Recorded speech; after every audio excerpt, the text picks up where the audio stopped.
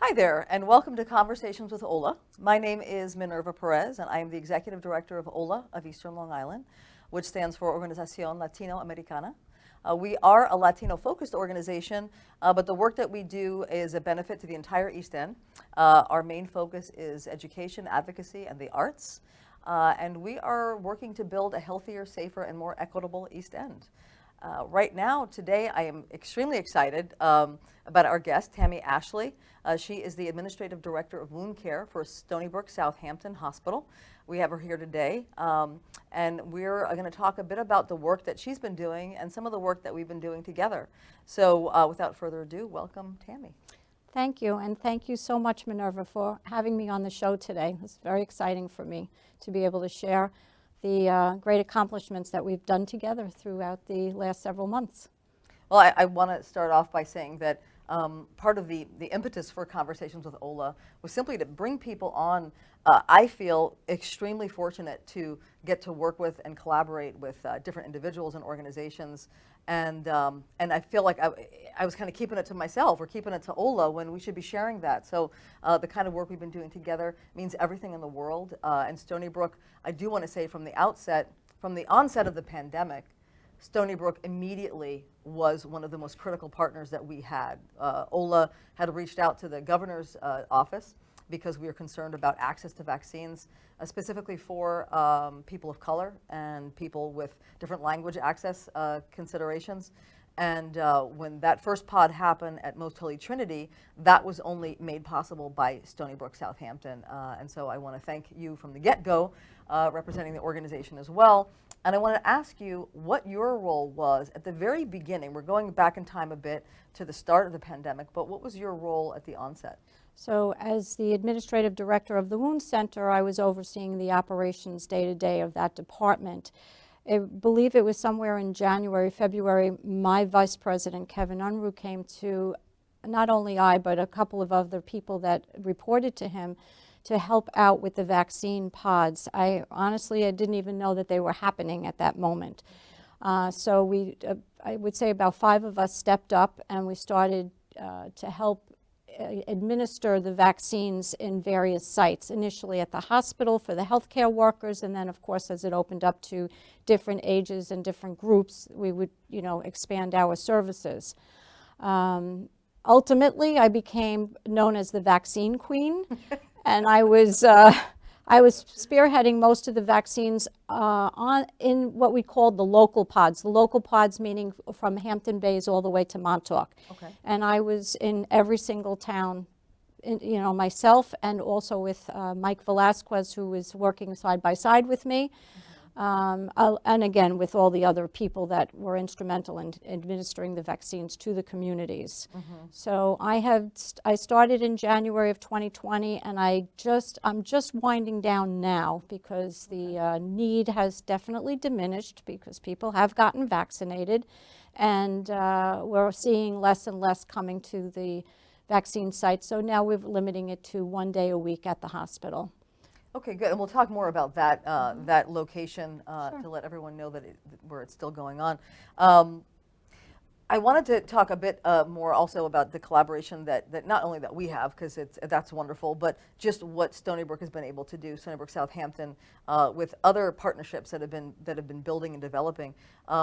One has been also with CME, with Children's Museum of the East End, having a pod happen for child vaccines, and that location was huge. And then also the direction that Stony Brook Southampton has taken to create these pods in schools, in environments where parents can feel comfortable, where school officials can help kind of support those actions. Tell us how that kind of began and where you're at right now with those actions. So specifically with the children you want to sure, with child vaccines. Go towards? Okay, so Robert Ross, who's the Vice President of Government and Community Relations at Stony Brook Southampton Hospital, reached out to different schools, especially when the ages 5 to 11 came up. And I would say Springs and Sag Harbor jumped right on it. I was there again with a team at both schools. We did it on a Saturday and a Sunday. And what was wonderful was the children were able to stay in their own environment. And OLA was a very significant part of that process. They were right there at the front line, meeting and greeting patients and families, and if they needed help with interpretation, they were able to speak to it. And even just, it didn't matter if they were speaking Spanish or English, it didn't matter, they were there supporting us. The kids took to it much better than I expected. I was a little nervous because I remember having my own children going to the doctor for a shot, but these kids were brave. They came in, some of them had stuffed animals. The faculty of the school was super supportive. They were dressed down in like jeans and sneakers to make the kids feel comfortable, see a friendly face. And both schools we vaccinated somewhere around 130 each time. So that was the beginning of the pediatric vaccine pods, and we've done more. I know I was not directly involved, but I know that you have worked with getting the vaccines over to the museum in Bridgehampton, the Children's Museum, as well as the Bridgehampton Center. And I believe the Bridgehampton School is going to be coming up in another week. Okay, so yeah, Bridgehampton School. We haven't been instrumental in the center yet, although we'd love to collaborate in any way at all with Bonnie and her team. They're amazing. But yeah, I think that those efforts happening in the schools, and I mean, I don't even know how you're doing it, because you're doing the work with your team. You've got Maria Lessie, who's got another team as well, also through Stony Brook Southampton.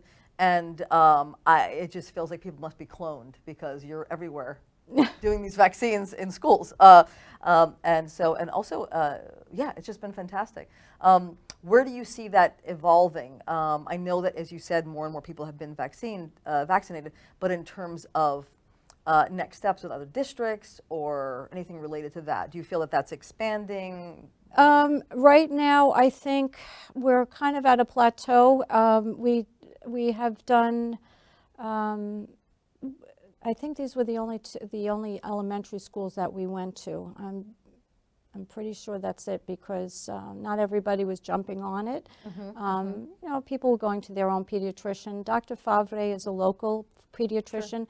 She was at one of the pods with me, and Dr. Siska is a family practice doctor. She was at another pod with me, but they were also vaccinating in their offices. So this was an opportunity to get kids vaccinated in a big group, see their friends, everybody's doing it.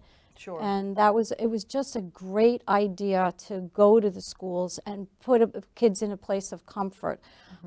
But I don't see, after this round in Bridgehampton, I'm not sure if there's going to be any going further, but of course we're always amenable to doing it, and we'll make a team available, whoever would like it. In terms of other vaccine access points for child vaccines, because I know that right now, we'll talk about in a second, the Greek Orthodox Church, the partnership you have there, which is amazing. In terms of local pediatricians, many of them are offering it through their own patient base. We will love to continue working with you to make sure that that access point remains for those folks that don't have pediatricians yet, or maybe they're new. Who knows? But we'll keep working together on that, which Absolutely. would be wonderful. You were mentioning some numbers before we started speaking about the total number. Tell me some of those stats, because they're pretty amazing. So Stony Brook Southampton Hospital is a small hospital, as everybody knows, but we are responsible for over 100,000 vaccines. I don't mean 100,000 people, just individual vaccines. And of those 100, and on top of the 100,000, we did close to 900 pediatric vaccines, that 5 to 11-year-olds. So we've done quite a bit. I personally was on the largest vaccine day at the Dormition of the Virgin Mary Greek Orthodox Church. We did 1,300 in one day. Yeah, it was pretty amazing. We were amazed with ourselves. We had no idea we were able to do that, but we did. And we have an awesome team. Jerry West is the head of pharmacy. He's the director of pharmacy. He's been great. His entire team has been wonderful. Althea Mills, the chief nursing officer, has given us the nursing staff who actually do all the vaccinations. Some of the physicians came and were the clinical coordinators in the different pods, Dr. Richard Ashley being one of them, Dr. Stephen Sobey was another doctor that was there, Dr. Iovino, he's a local oral surgeon. Okay. So we've had quite a few people volunteering to come and help us vaccinate, so it's been really nice. It's been a great opportunity. And it's wonderful having access to the doctors, the pediatric doctors especially. And I remember at CME when we had that event, the Children's Museum of the East End, there was a woman who came. She wasn't convinced that she was going to get her children vaccinated that day. And she African-American woman, children were, I think the boy was about 9, the little girl was about 6, I think. And she was able to speak to the doctor. And she had asked some questions and he had let her know that what some of the complications were on sort of pulmonary issues that could come about as a result of COVID, and didn't push in any one direction, just sort of gave his insight about it from his perspective as a pediatrician, and that was the deciding factor for her. And then she felt very comfortable. She felt very happy that someone could speak to her about specific things like that, and she made the decision there and then, to get her kids vaccinated, and she felt great about it. So that. That, for me was a big moment to kind of make sure that however we do this as partners, that if people have information, they're gonna make their best decision, and if they have respect and information, that's the best you can do. Yeah, I agree with you. I think being informed and having somebody give you an honest explanation is very comforting. And especially when parents are vaccinating their children, because they're their advocate and they don't want to do anything to harm them. So they are looking to the experts for some guidance, and I think we have been able to offer that to all of the patients, no matter what their age is. If I could, I also want to mention there's a great liaison you have, and I don't know her title, so forgive me, but Eileen Loria. Yes, she is in charge of interpretation services at the hospital. She's wonderful. She's a very good friend of mine. Yeah. I met Eileen when I was running one of the units in the hospital, one of the patient floors, and I had a man who only spoke Spanish and also had a brain injury, so she helped me a lot with him. So whenever she would be on my team, I was very grateful to have her. She's very bright, she's kind, she speaks to the patients very gently and does give them a sense of security and support when they're coming for the vaccines. Yes, thank you for bringing her up. No, she's great. She's great to work with, and I get to the times when I'm able to be at some of the pods and I get to see her. It's always a welcome conversation. So talk a little bit about the Greek Orthodox Church partnership and how that came about and where we're at with it right now, if you don't mind. Father Alex Karloutzis is one of the priests. He's the senior priest at the church, and he had reached out to the government officials to say, I want to offer my church for the vaccine. Anything you need, we're here for you. I happen to be a member of that church, and so going forward, I made the ties with the administration of the hospital as well as the priests at the church. And when we realized that the numbers were growing and we couldn't handle it in the smaller spaces, that's when we moved over to the church. They were amazing, and I am not just saying this because I'm a member there, but Xanthi Karloutzis is Father Alex's wife. She is a dynamo. She organized the volunteers, and now I call them my professional volunteers, because not only did they work at the Greek church with me, but they went on the road with me. Wow. They went all the way from Hampton Bays to Montauk with me. Oh. And we organized it. In the beginning, of course, we had a lot of learning to do, what the flow was going to be. Xanthi's very organized, so between the two of us, we were able to figure out the flow better, and she's always thinking, and every time I came in, the next time she said, you know, I was thinking maybe we should do it this way. So we would try it, and if it worked, great. If it didn't, we'd move it around. And then not only were the volunteers helping with, you know, helping the people fill out the paperwork or doing the attestation with the government in the beginning, you had to prove who you were, that you were eligible for the vaccine. They were cooking for us. They were making fabulous Greek food and serving us, and they were wonderful. I can't say enough about the partnership with them. And I do know that the members from your organization really had it fun with coming over to the Greek church. And you know, I think both cultures are all about food and you know, being social. So it was great, and they were wonderful. We wrapped up the last pod there on Thursday of last week, because now we don't need that kind of space, and it's time. Their Easter holiday is coming up, so services are going to start ramping up. And not that if I said tomorrow we need you back again, they would be there, but you know, so it's been great.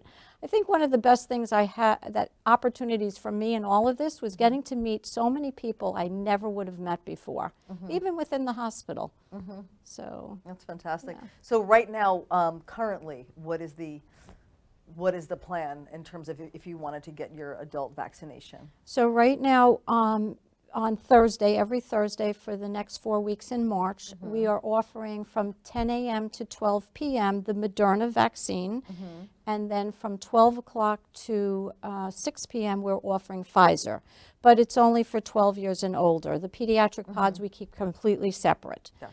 And that will be for the next month. After that, we'll reevaluate and see what the need is. If we still need to keep going at the hospital, we will, and we'll go from there. But you should, people should always check the website, because the most current information is on the Stony Brook Southampton website, and it will tell you where to go, what the times are, you know, and when we are doing pods. And I'll throw out there for anyone listening, because this could be airing in different times. So right now, you know, today is March 1st, 2022. And so definitely check the website, as you said. And if there are considerations around transportation, OLA also has a free medical transportation service that we really, you know, use for folks that are having either not access to Medicaid transport, or it's not appropriate for them, or they haven't set it up yet, and we're just going to try to get them to whatever they need. Oftentimes it's cancer treatment, but it could also be for vaccines if that's the only way they can get there. So feel free to call OLA, you know, for that as well. And I'm sure also call the hospital, and they can make the connection. We're doing more and more together. I mean, I won't, we're talking about vaccines here, but I'm excited to say that there are a few other ways that OLA is now connecting with Stony Brook Southampton that we'll announce later on more officially, but we're happy to keep connecting members of our community to the great services and support that the hospital has been offering. So we're thrilled about that. We've got a few minutes left, so I don't want to, you know, I want to stay within this framework that we're talking about here with vaccines, but are there any anecdotes that you can share with us, positive ones or anecdotes that kind of surprised you? It doesn't have to be anything to do with OLA, but with the team that you've been developing or that you've developed, because I think what's happened now is that it's like childbirth, maybe, where you go through a very difficult time and you kind of forget, and I'm not forgetting about the pandemic, but I am thankfully forgetting about the very beginning of it. It was a very difficult time. We saw so many very healthy people confused with ventilators. You know, we went through a very difficult time together. There is a trauma that we've all experienced together, and you and your life-saving heroes, probably more than anybody else. We can't forget that we went through that. But so I'm kind of taking a moment right now, since I get to sit with you, to kind of examine that a little bit more. I mean, right now we're from a more fortunate position to feel like we've got some things under control, but we weren't always there. And you know, and it makes me, you know, a little verklempt to kind of think about what people were dealing with in the healthcare industry, what our families were dealing with, the losses that we've suffered. And so I don't want to end on a very sad note here, because we still have a few minutes, and I'll try to bring it back up again. But I want to take a moment to to have you share any anecdotes that you might about what your team experienced. I would say in the very beginning it was extremely stressful. One, because of the pandemic that we were going through and the angst that people had about getting the vaccine. There was people weren't understanding why they couldn't get it right away. Why did they have to wait? And I had so many people trying to show me that they were qualifying at that time. But I would have to say, just be patient. Your turn will come. I am under strict guidelines of what I have to meet for the government.